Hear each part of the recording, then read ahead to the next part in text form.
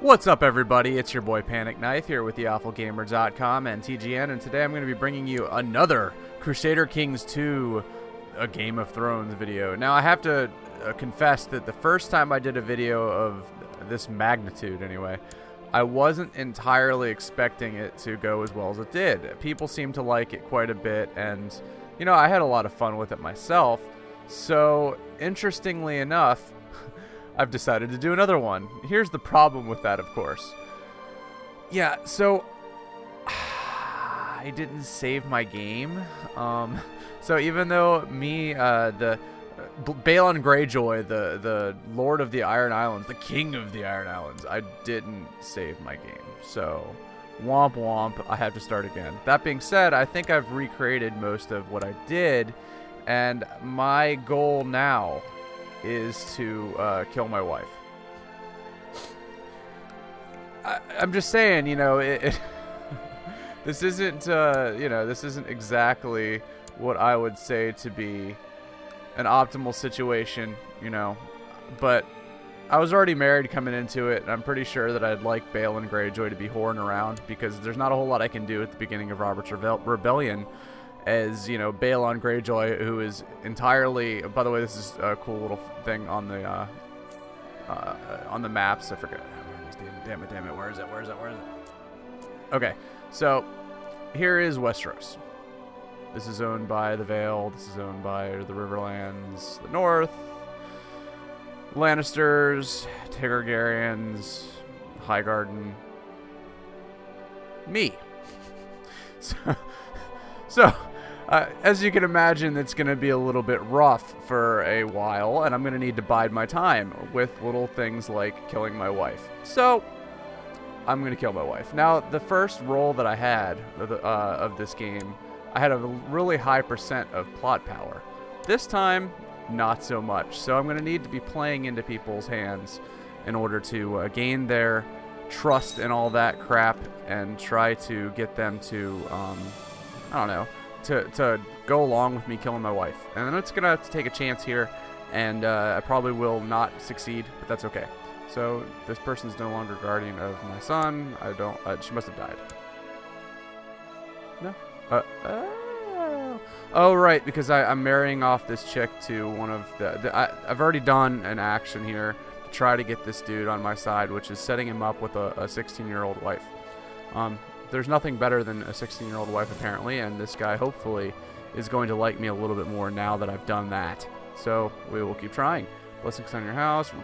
Roderick and Lady Liessa. So, what is going to end up happening here, I've betrothed them, so hopefully I will be getting this little spot over here. He will be the lord of that, and hopefully give me a nice heir. The Maesters arrived. Yes, by the way, I heard your complaints on my last video that the Iron Islands are not supposed to have a Maester.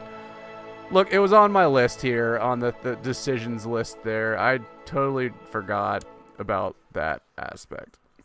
Yeah, it was a little bit of a fail, but you know what? It's okay.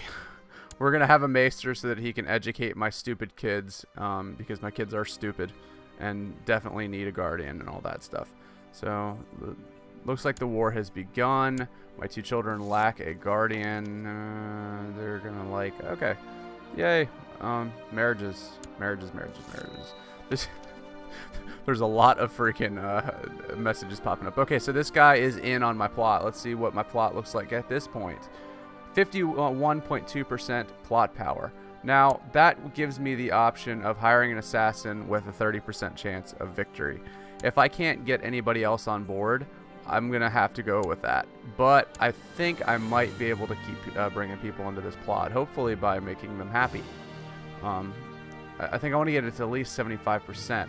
Now, my son does not seem to really want to get to be a part of this, which that means he's... No, that's my brother-in-law. What a dick. Do you think my brother-in-law would be in favor of me killing my wife? I mean, come on.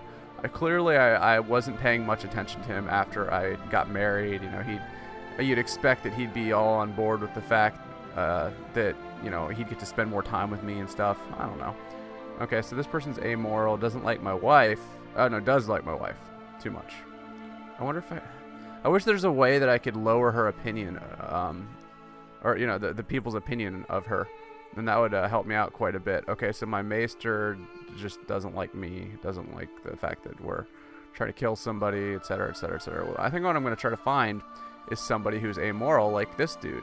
Okay, so he's amoral. He doesn't really like me. Okay, so I can work with this. We'll get him to like me, and then when he can start liking me, or when he does start liking me, he will join in, and since he is my Lord of Whispers, hopefully that will allow him to, you know, be a superhuman person who goes ahead and helps me kill my wife. This is kind of messed up if you think about it. But hey, you know what? As the Lord of the Iron Islands, as the King of the Iron Islands, I don't need a wife, bitch.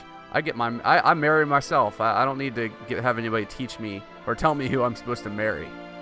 Alright, so he's now my cupbearer, because I think that was the highest prestige title that I could give him. I'm also going to send him a gift, I believe, of 20 gold, which is a lot, actually, in this game at times, especially after I have to educate my stupid kids. So he likes me a lot more now, and he will be a part of my plot. Look at that. So let's continue forward a little bit. And we keep going. He's going to give us an answer in 10 days.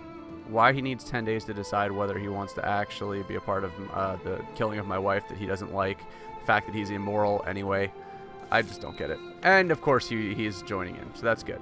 Let's go ahead and intrigue. Poison her, 30%, 70%. Problem is I don't have, let's see, plot power 100%, don't have that. Plot power 90%, I do have that, but I need a personal wealth of 50 coins. So what I'm going to do, I'm going to use this one because I think this was just a 50-50 chance. It's not too good. Plot backers at least 5, so I need to get 3 more for this one, and that's going to succeed 80%. No. Oh, screw that. I'm not going to... 80% that I die? That sucks. Oh, I'm not going to choose that one. So 60%, and then I have a 70-30, which is... in poker, I might take that, but in this, I'm probably not going to. I think I'm going to just wait and get some taxes, and then hopefully this 50-50 chance will succeed. So let's wait a few days here, and hopefully some actions will happen that you don't get all bored with this. By the way, I've heard a lot of people kind of bitching about the way Game of Thrones has been going this season, and especially about how they're changing things from the books to the TV show. Now, here's the thing. I'm reading the books. I love the books so far. Okay, so my liege, I hope your fate finds you well. A child needs a proper guardian. Nothing would do. Lord Selwyn. I don't know who this dude is. He kind of likes me. Spouses. Okay. You know what? Sounds great. I'll do that. But one thing I've noticed is that a lot of the decisions they make, especially in regard to, you know, like the Battle of Blackwater that they just they just did this last week, was the fact that, wow, these guys they're being kind of bitchy. Choose the tutor, but a lot of the decisions they made on what to keep and what to cut was just based on money. You have to understand that HBO is notorious for cutting shows just because they don't have enough money to pay for the set direction, the CGI, all that sort of stuff. If you really wanted them to, for example, and this is kind of a spoiler if you haven't read the books, but then again, you probably have heard people bitching about it. If you really expected them to put in Tyrion's chain in that scene, oh, well, that throws a little wrench into things. My wife is pregnant. I think I still want to kill her. So that's a little bit cold-blooded, but that's okay. Good times. Anyway, people were talking about how, you know, Tyrion's chain didn't make it in, how this isn't quite, you know, they're dumbing it down or something like that. The answer is yes and no. If you want this show to be around long-term, if you want it to survive, even though the you know, the budget might be going crazy and maybe the viewership will go down naturally, as it usually does season to season, you need to accept the fact that sometimes they're not going to be able to do things that you like them to do. You know, it didn't lose that much of the plot. I know they changed a little bit of it around, but there's a reason why they had George R.R. Martin direct that episode, write it, all that sort of stuff. It's because he decided what would not affect the plot too much by going through with those changes, and frankly, I think they did an amazing job. Anyway, I'm going to try to kill my wife, and then I'm probably going to close this one up. Let's see how it goes. Hire an assassin. And now we wait. At age 24, my wife dies of a suspicious accident, and my unborn son with her. Womp womp. Anyway, I hope you guys enjoyed the video. I'm going to keep putting out these Game of Thrones videos as long as you guys keep watching them. I think they're it's kind of an interesting concept. I'm definitely going to put one out after the season finale on Sunday. So definitely stick with us.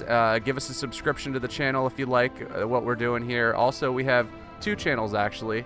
YouTube.com/TheAwfulGamerVids and YouTube.com/TheAwfulGamerHD. Now, we have different content on each of those sites.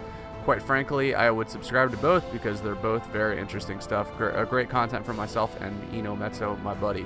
Also, if you do us a favor, you know, let everybody know about what we're putting out here. We would love to have your support. Anyway, with TheAwfulGamer.com, it's your boy Panic Knife. Hope you guys enjoyed the video and have a great night. The Way Movement, a career path in making videos. For more information, visit tgn.tv.